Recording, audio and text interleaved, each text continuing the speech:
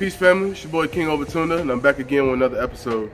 Today's episode I have a very, very special guest with me today. She's one of my subscribers. We've been in contact for a while now, and she's finally here in Uganda, and she's living. I'm actually at her place right now, and she's gonna show me around, give me the tour and everything like that. But without further waiting, I'm gonna let her introduce herself, and she's gonna tell me a little bit about herself, why she's here, and just all the good information that you guys need to know. So. Hey loves, so my name is Novella. Won't give the last name. Anywho, I've been on the mother continent for about 3+ years. 3 years? Yes. That's about the same time I've been here. Oh, you've been in Uganda for 3 years. I've been coming and going basically. Okay, so I came at the end of 2017. About the same time.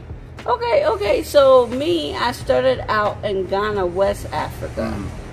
And then towards the end of, this year, about October, I was like, okay, I need to leave because of certain situations.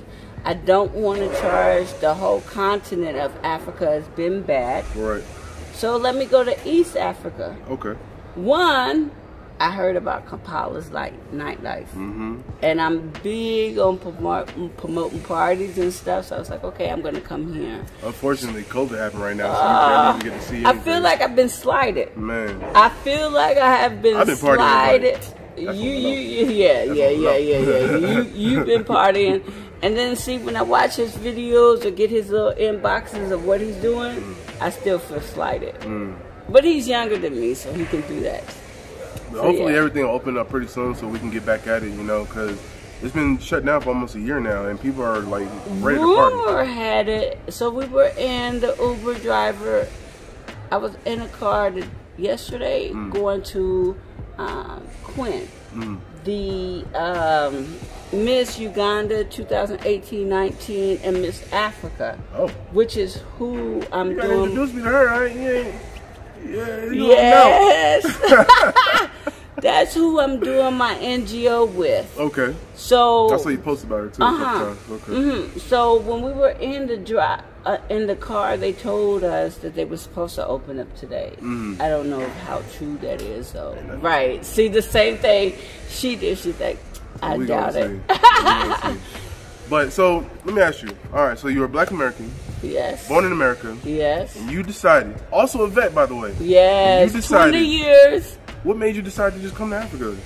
Okay, so my daddy, may rest in peace, died in November of last year, but he was an African storyteller and drummer for 30 years. Wow. So what you don't get from TV and stuff, I got from him. Now, mind you, I didn't grow up a long time with him because he had his own issues. But from that, I knew that I needed to come. Okay. Now, there was a time I was like, I had best friends that was coming, and I was like, I won't do that. I'm not trying to see no monkeys, no apes, or nothing hanging. I understand. But my daddy, I owe this to him. So you got a lot of information about Africa, like before, like a lot of other people did. 30 years. He did African drumming and storytelling. Okay. When you first came to the continent, what did you come here to do?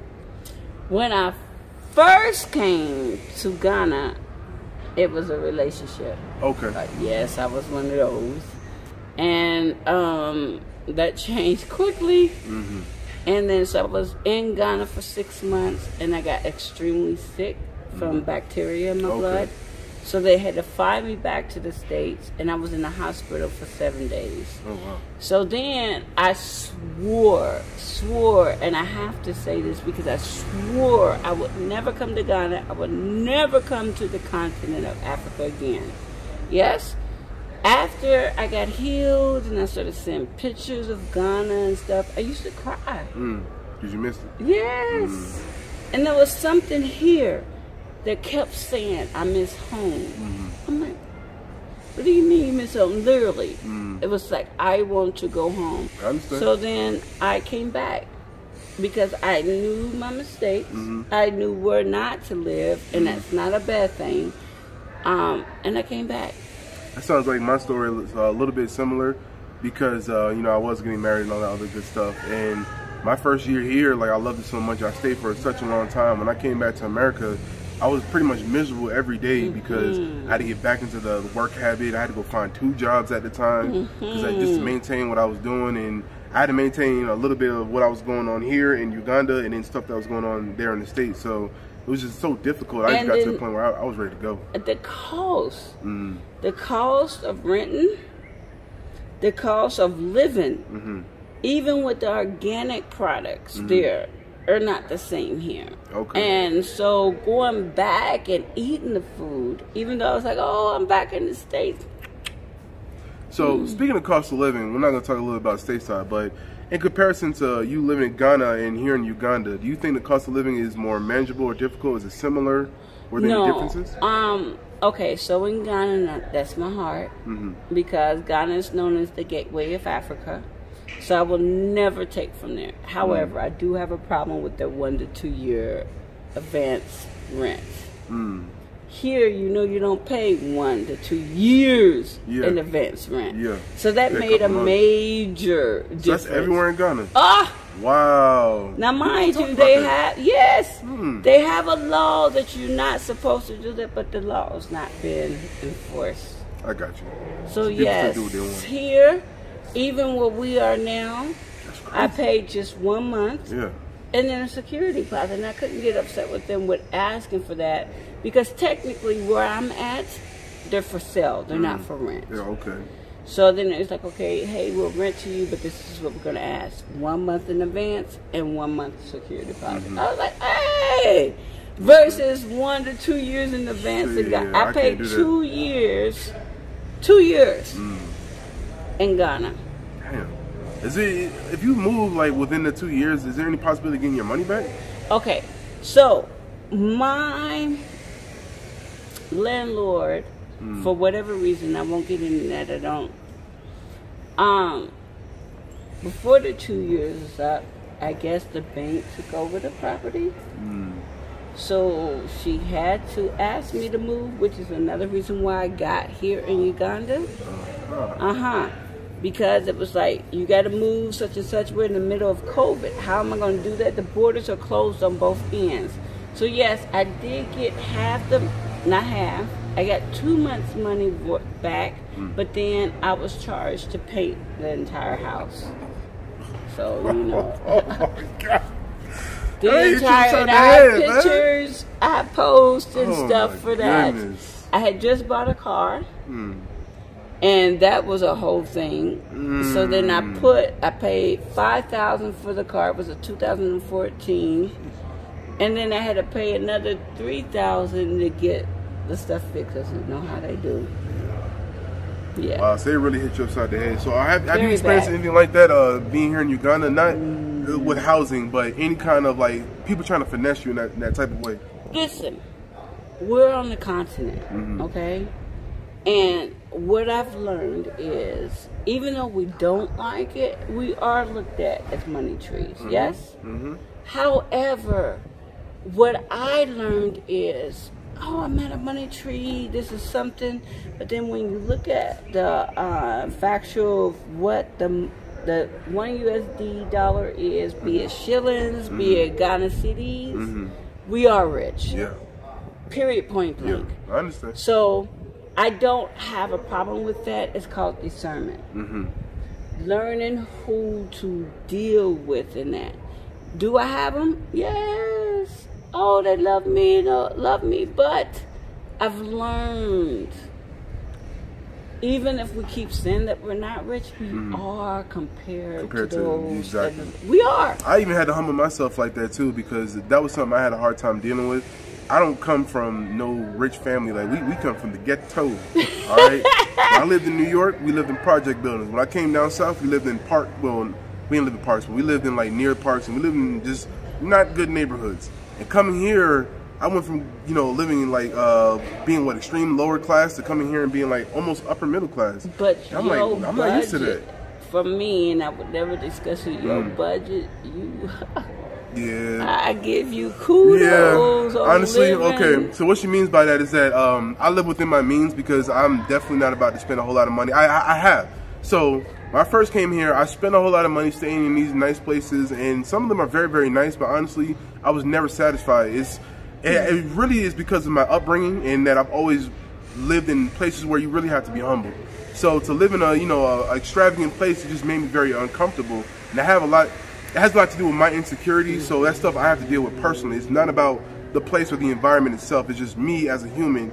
I'm insecure about a lot of things. So I prefer to live in lower middle class or upper lower class neighborhoods and I'm more comfortable with that. I know how to manage the lifestyle. I know how to deal with the problems that come with it. It doesn't really affect me so much. But there are times where I complain where I really don't enjoy it, and there are other times where I'm like, you know what, I chose this life. This is what I signed up for. Let me put, if you look around and he will show you, yes, this is more than the budget that I originally dealt with, but I'm a single female. Their security is top notch. We got here, there. Then you gotta go in. If you guys can see in the background right here, this is a very big hotel. It's called Skyview Hotel. I'm not sure if it shows up in the video, but this whole hill right here is probably one of the most secure hills in this entire area, because you have a radio station literally right here. The biggest TV station and radio station in Uganda is right here. And then one of the biggest hotels is right there as well. So security in this little part of the town is probably more secure than like any. This is probably like considered Entebbe compared to other places because of how secure it is. So even if there's issues in parts of town, like for example what I went through during the riots, we had listen, my heart went out to him, and then I felt some type of way because I was like, okay, I'm here, I should know about this, but because how secure it is here, we had no idea. Down where I was at in the ghetto, man, we was going through it. We were going through it. Never you say ghetto because I'm sorry. Listen, I watch Good Times, so that's why I say it like that. You know, I'm a fan of JJ okay, Evans. so then with Good Times, I moved up. Yeah, she moved definitely on up to the east side. I grew up in Watts. Okay, so don't get it twisted. Me as being a single female on the continent, be it here, be it Mexico, whatever. Safety is very important to me. Definitely. So does that mean that I'm going to go over my budget? Because here, normally you can't see here, we have Army guards. One, you can't get into the elevator unless you have a card. Two, they're not even going to let you in the gate, first of all, unless you know who you're coming to see. And that person got to come and check on you. Exactly. They don't even let me through the gate sometimes. Three, once you get to my door, if you make it up the elevator with the card, I have a fingerprint. So you ain't getting through the door. There's multiple levels of security here. Honestly, that's what I paid for. And that's fine. I'm not ignorant on I'm paying over, so no one needs to come in and say anything to him or anybody that I'm paying more to be in Uganda, but I'm a single female. Period, point blank. So that's another reason why I show you guys the videos that I show you, because I show you budget apartments and budget housing, and I also show you luxurious things, because if you have a smaller budget, you can find things that you are comfortable with and still have the same security to a degree. And if you pay more, you can have a whole lot more for your money and still get a lot of value and worth, you know, when you pay for these things. So that's why I try to focus on that, you know, for you guys, because I have subscribers from different spectrums, people who don't have money and people who do have money. I got rich people, poor people. But you also have, and I have to speak on it because we're both vets, but you also have those who are retired that are on a pension. Yes. So I will tell you, as a retired Army vet, 20 years, medically retired, that you can live simply marvelous. And I get my money because I still have my account. I won't say the bank. I still have my account in the U.S. Same with me. And they are, and I appointed them, they're very workable with me. So I set it for a certain time. They get their money, boom, boom, boom. But being on a pension, being in the military, be it here, be it living in my place, living where he's living, living somewhere else in Uganda, it's simply marvelous. Yes, indeed. Period, point blank. That's the reality of it. Yes, you just have to budget. You know, I've only been here since October, and all my furniture has been made from someone that's local. But I'm big on supporting local. Local and a woman. You know what's funny about Uganda too, or just Africa in particular? It's very easy to support black businesses, but sometimes it can be a pain in the ass. Oh my, yeah. He won't say it. I will say it. Ass. Because, you know, we have CPT time in America, baby. It came from the continent. And I love them dearly, so again, you don't hit his. Yeah, y'all don't get in the comments thing that we disrespecting anybody, all right? Because listen, we're not complaining. We're talking about some facts. This is actual facts. So 2 months I've been in my apartment. I've experienced these things like with a lot of delays. I've even covered this stuff in videos before with business. Like sometimes, you know, we have a lot of delays in business, and some things can be very unnecessary if you just, you know, have proper communication or whatever the case may be, but it's not always there, so it just comes with the territory, and a lot of times it's just unnecessary, but we do have to deal with it. Which is reality. You know, we talk about CBT time, and we joke about it in the States. But listen, no matter where you are on the continent, them babies born that thing. 2 months. I've been in my apartment a month, but before then we had spoken. And I have my beds, but I have nothing else. So now she's saying Wednesday. Okay, so tell me about your place that you're staying in, because you know we talked a lot about it. And I got a little bit of the tour already, and man, it's extravagant so far. Tell me about, like, how did you find this place first of all? Honestly, I had went to look at another place that was fully furnished, and they said, "Hey, it's fully furnished, 2-bedroom for 1,000 USD." And I had told the person that I was going with, I said, I'm funny about used furniture, used place, because I'm big. You see that? Don't mess with that. Thank you. So they looked at me funny because Ugandans, they're not judging you, but they're like, hey, you get this place, it's supposed to be such and such. Yeah. Me, as he said, the big bugs, the different spirits. Yeah. So anywho, we left that place, and the Uber driver, he said, hey, I got another place I've been passing. Let me show you that place. So we pulled up, mind you, you know where the sales is this way, but we pulled up here, we came through the gate, and I promise you, that's no lie. I stood right here and knew. You fell in love. I knew. Before the price of anything, I knew this was it. Okay. And that's not being bougie. If you call it bougie, that's fine. Right. But you have to know what you want.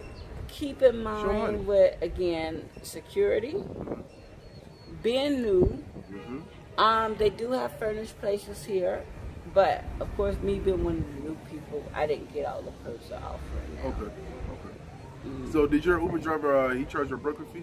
No. No? Oh, he's a good one then. No. He a real good one. He really was. He did not. He was like, madam, let me just show you this place that I seen building. And there are some genuinely good people here who really don't try to take advantage of people's circumstances, something like that.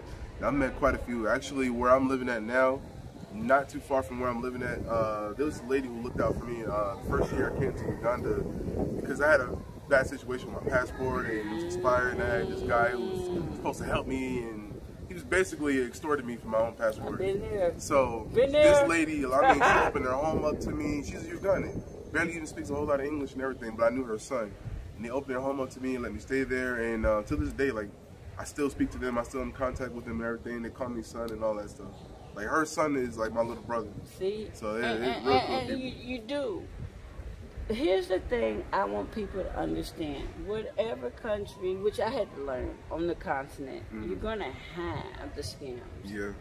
And I don't even... Can we call them scams, or can we call it that we're Americans and media shows them that we're supposed to be rich? Yeah, I mean, it's still a scam, but at the end of the day, because they know what they're doing. They know they're taking advantage of people. They do. So it's I not was like trying to be nice. It don't need that, because every country has them. So it's not a thing that's unique to Africa. So I don't want people to think that because of poverty that people got to do this and do that. They don't. Because I've had it happen to Mexico. I've had it in, I was in Mexico for 6 weeks, because Mexico really is where my heart is. Oh, I love Mexico. But they got the mini dinosaurs, which we call iguanas, but I call them mini dinosaurs. So that's why I won't go. So I want to make something crystal clear so that you don't come on his page thinking he's bashing. The scamming is not the word. What I like to use is they know the power of our dollar versus what the local currency is. So no matter how much you scream that you're not rich, in their eyes you are. Yep. Period, point blank. Yep. And now, when I will swing back to scamming, if you don't know when you have those locals, because a lot of them will key in your face. Oh, Auntie Novella, boo, boo, boo, boo. And you sitting there, you done went to Sky's Hotel or whatever, and you done treated them, and you wonder, you couldn't even get me a stick of a cigarette. I'm just being reality. So, yes, it's real.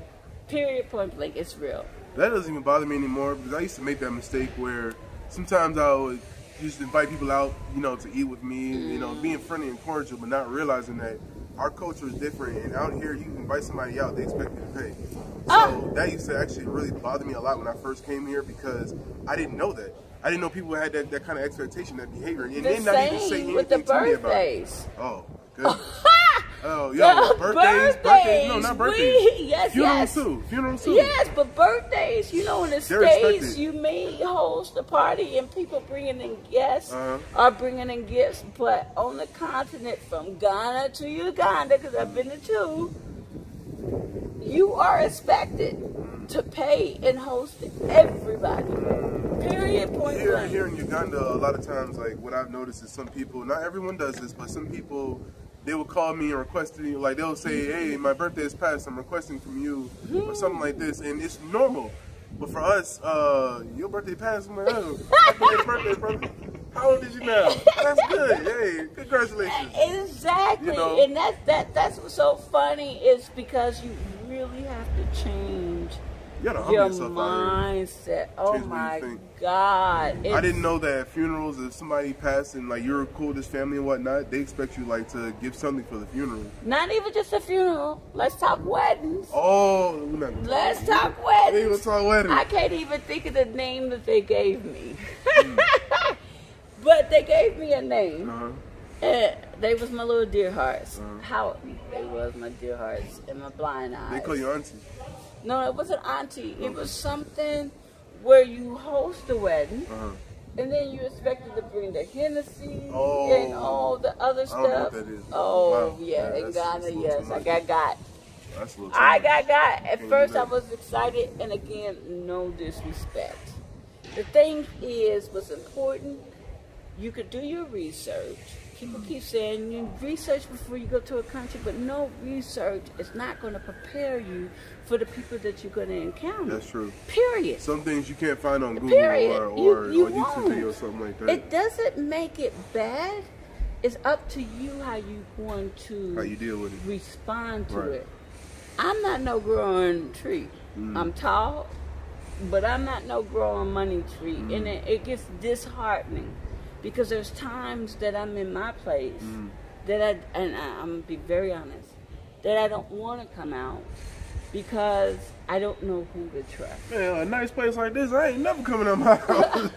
Exactly. Come out for what? Right. I have the gym, which I have my personal trainer. I have the swimming pool, and then technically we have a restaurant under, and then we got the little things. You got a restaurant right up there. Exactly. Right? But the thing is, I didn't come here to harbor. But because of experiences I've had before, and again, not down, and it's just the reality of it, it makes you very scared. That's just the word. Because you don't know who is kikiing in your face, or they really your friends. So with that being said, I actually am very defensive now because of that. Especially after the whole situation with my ex-fiance and things that have happened after that, not with her, but things that have happened immediately after that have made me lose a lot of trust in a lot of people. But I still don't take that out on Ugandans, or I don't take that out on people, period, because of the circumstances. So I just try not to associate one with the other, basically. I'm not going to say if one person cheats me, I'm like, oh, fucking Ugandans. Exactly. I would never do that. You get what I'm saying? So I need people to understand that if I'm very defensive, I'm not treating you specifically that way. I'm gonna treat you and everybody else that way. It's everybody. You give what you get. Exactly. Period. Exactly. No matter where you are in a country, you give what you get. You know, you have to understand that there's a lot of, and I'm not even gonna say African Americans, I'm gonna say Black Americans, okay, that are coming. The good part about Uganda is they do not have that whole year of return that Ghana had. Yeah. I'm gonna say it. And they're not big on that anyway. They're not inviting people. You come. Exactly. However, when you come and you're a different descent, and it's not them in a bad way, it's what media showed them. Just like what media showed us about Africa, it's the same thing what media shows that, especially with us. Yeah. We drug dealers, we got this money, y'all see this? we loud. Gangbangers. Exactly. Look, I keep this on because I sweat too much, alright? I don't be one up here doing all this all day, so I just So that's what's key. And that's what I had to learn, and I'm still learning. Discernment is real. Yeah. Because just the way I can get God here, I can get God in America, but we're not talking about America. We're talking about Uganda. Y'all, I apologize. This wind is a little too much. This wind started kicking like Bruce Leroy out here right now. So, it's getting ready to rain. Yeah, it's on coming. I don't think it's head. gonna come over this side though. But just bear with us, all right, family. This is my video for y'all because I catch people here and there quite often, non-melanated people. And when I say I catch them, I mean that there are times where I stumble upon people who are video or filming certain things in Uganda that I know for sure they shouldn't be doing it, because if they do it, it's gonna portray a certain type of image once it's edited and it's put on video. So when I see it, I always tell these people like, yo, you guys know what you're doing, and these guys they know, but. So I choose not to. Go ahead, show me that one. But I choose not to put that stuff on video because that opens up a whole nother animal that I really am not prepared to deal with right now. But it's here, it's present. All right, I've seen it so many times. I've been in ghetto areas where this is just how people live out here, and I will explain the differences between ghettos here in Uganda and ghettos in America. There's actually a major difference, and there's a reason behind this too, by the way. So I've been to these ghettos and I've seen these people recording certain things that will make Uganda, the whole country, look really poor or really bad, and they won't come to an area like this and record nothing over here. But you'll catch them in the ghetto and they're over there filming like where these kids get their water or where the kids play or something like that. I can't stand it either. I hate it. I don't like it. And I'm going to say that I was in Ghana. People know me as far as public relations and posting parties and stuff that we did. And even though I was given, I don't post it. Period. Point. I don't. And I have a problem with people that do that. Period. Yeah. If you're given, whether you're religious, be it biblical, be it Muslim or whatever, he said do it in secret. I've never done that before. You know why? I don't like it. I was homeless once before. Me too. And people have given to me, and what would make me feel like absolute shit is somebody to give me something and you, hey, look at me, I'm giving this homeless guy $5. Like, get the fuck out of here. As God be my witness, I don't like it. We're all human beings. Don't exploit somebody's situation. I don't need to show these beautiful chocolate drops and show them what I'm doing for them. Exactly. Because again, we're doing what media does. Exactly. When they show the big bellies and the bugs flying. Exactly. Oh my God. And you give $20 for this and that. No. No. If you're gonna give. Exactly. Is there any final thoughts that you have for any subscribers who also are actually going to come in in the next few months or in the future? I would say, here's the thing. People always say that you should visit before you move. That works for some. Me, I did not visit Uganda before I came. Oh, you jumped straight into it? Oh. Wow. Yeah. I left Ghana, but here's the thing. I was already on the continent. So Ghana, which is known as the gateway to Africa, prepped me for Uganda, which is the pearl of Africa. What I would say is, one, know your why. Stay strong on your why. Definitely. Stay strong on your why. Because everybody else is not going to get your why. Secondly, yes, have finances. I will say, and no offense to my local people, please have something that's coming in with the USD. Period, point blank. I don't mean that in the wrong way, but that's just reality. Thirdly, I'm going to tell you something that people always say, well, if you research, you would have known such and such. You can research until your eyes are blue. But there's certain things that you won't know until you come. That's a fact. So all I ask is come, one, with an open heart. Two, I wouldn't necessarily say release your American mind, because we are Americans. 30 plus, 40 plus, 20 plus years, that's what we know. It's ingrained in you at this point. But have respect. And be humble. That's the key. Yeah. Humble. Yeah. And stop comparing one to the other. I I always tell people on my post, I'm not in Kansas no more. Period. This is Africa. This is Uganda. They have their ways. Respect it. That's all I got to say. Yeah. Respect it. Respect it. And it's going to take time to adjust. And that's okay. That's okay. Definitely. Because we have our own ways. Just don't talk down. When you're talking to them, don't compare. But be alert. Because unfortunately, we are walking money trees. And if you compare the dollar to the local currency, we are rich. Even though we're not rich. That's it. Well, I appreciate that. So, everyone, thank you guys for watching this channel. Thank you for watching this episode. Thank you guys for supporting me and supporting her as well. If you guys are new to my channel, please go ahead and subscribe now. Hit the like button or the thumbs up button. Go ahead and leave a comment and let me know what you think about this episode, what you think about my channel in particular. And if you have any questions about anything that you would like to see in the future, you can email me at kingobatunda@gmail.com, or you can even send me a DM on Instagram at kingobatunda. Family, y'all have a blessed and wonderful day. Peace.